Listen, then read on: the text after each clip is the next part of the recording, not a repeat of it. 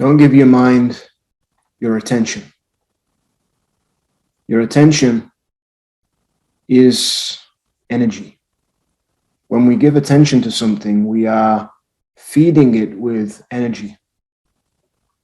Where attention goes, energy flows. If the attention is in the mind, then the mind becomes magnified. What often happens is that there can be a thought process that says, I want the mind to be quiet. I want the mind to shut up. I want circumstances to be quiet, to be different. And so what's often happening is that the mind is trying to change something, which of course is still the mind. So the very mind that is seeking to be changed is the mind itself. This happens because our whole societies have taught us to function in the mind as if the intellectual mind is the highest intelligence possible. As if there is no other intelligence. And what we come to find through investigation is that actually there is a deeper intelligence underneath thinking that is not thinking, that is silent, still, and present. And this intelligence that is silent, still, and present doesn't need to change anything. It doesn't need a quiet mind. It needs no permission from the mind.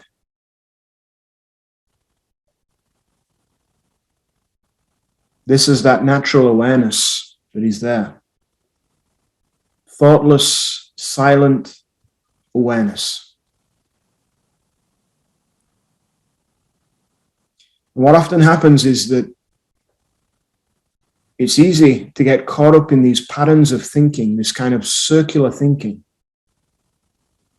where the mind is busy, restless, stressed, and then there is a seeking to change that mind. But when we look closer, we see that the one that is trying to change the mind is the mind itself. It's not the silent awareness. It's not the stillness. It's not the presence.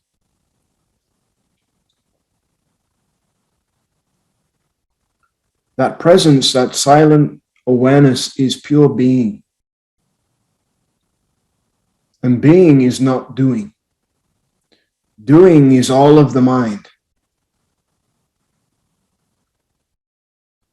Being is what is left when we are not busy doing as a doer.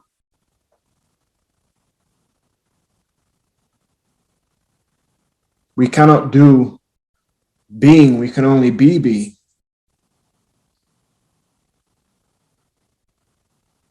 And so what might happen is that you see that, the one that is trying to change the mind is the mind itself. And what I am is not that. What I am is this pure being, this silence, this stillness, this pure awareness.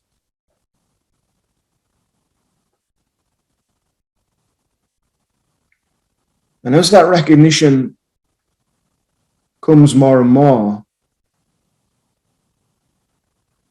there is a kind of settling into that where you move into complete effortlessness. There's no longer an effort which is created by the mind to try and get rid of the mind.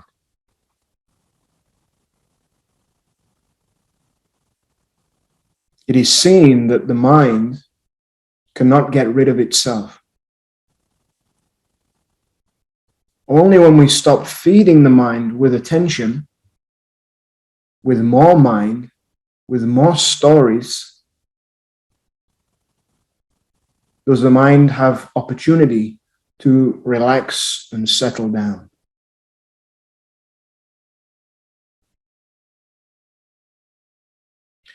And in that we find a freedom. There's a freedom of this moment, an awareness, a peace of this moment, completely effortless, that's not trying to change anything.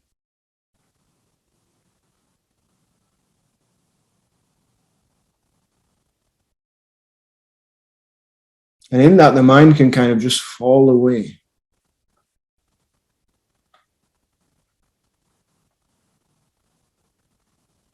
The mind has a belief, a story, that that kind of intelligence is so important, and that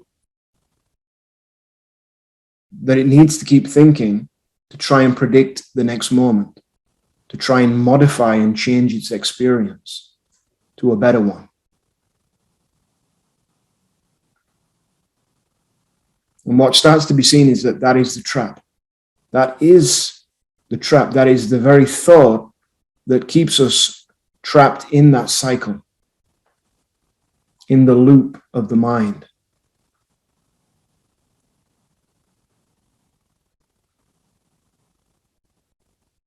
These are these more kind of subtle thoughts that often go unrecognized.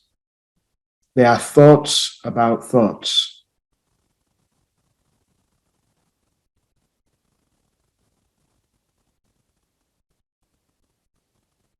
In this awareness, in this silence, this presence, there's no thinking about thoughts.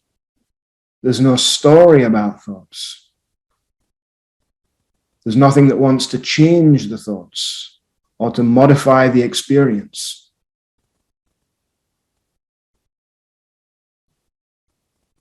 It's a total inclusiveness where everything is immediately, naturally accepted without having a thought of acceptance. The thoughts are just allowed to kind of move through. And because there's nothing trying to change or modify, which is more mind, it means that the mind is free to pass on by, to disperse, to dissolve.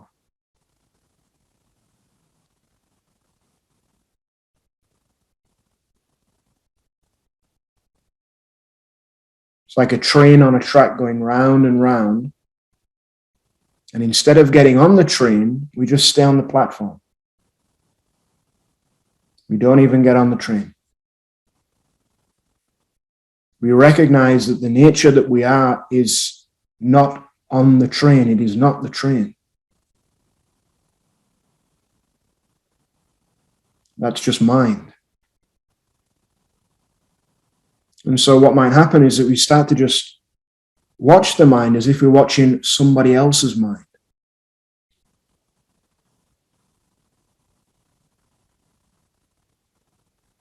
Like peering inside somebody else's mind. Oh, look at that story. Look at that thought. Look at that belief. Look at that emotion.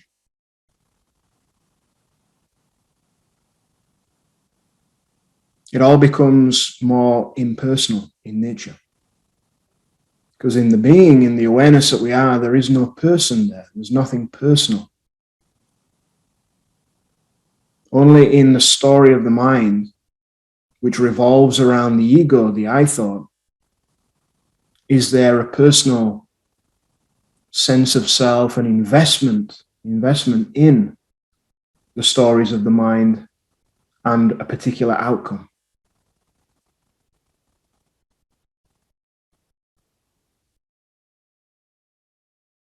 And so we start to realize something amazing, which is that the way in which the mind is changed is not through trying to change the mind,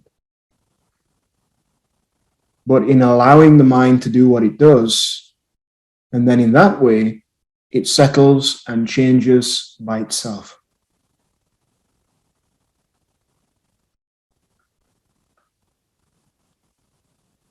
it is seen that the mind, as in all of the so-called physical reality, is just constantly changing and fluctuating. And so not only do we not need to change anything, the mind, but actually it will change by itself.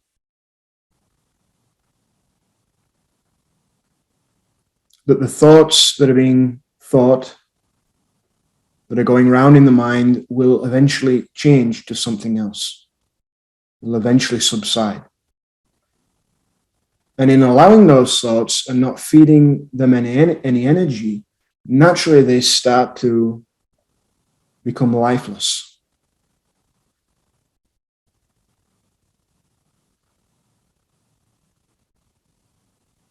They have no sustenance. They begin to starve.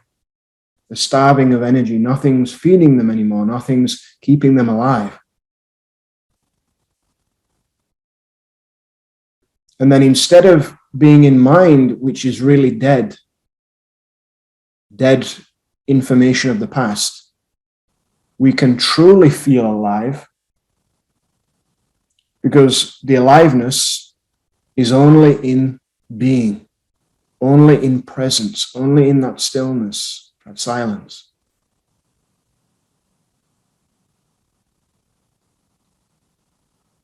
That's life.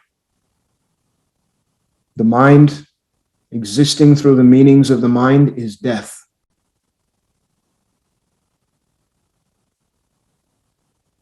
It is the memory of days past, no longer in existence.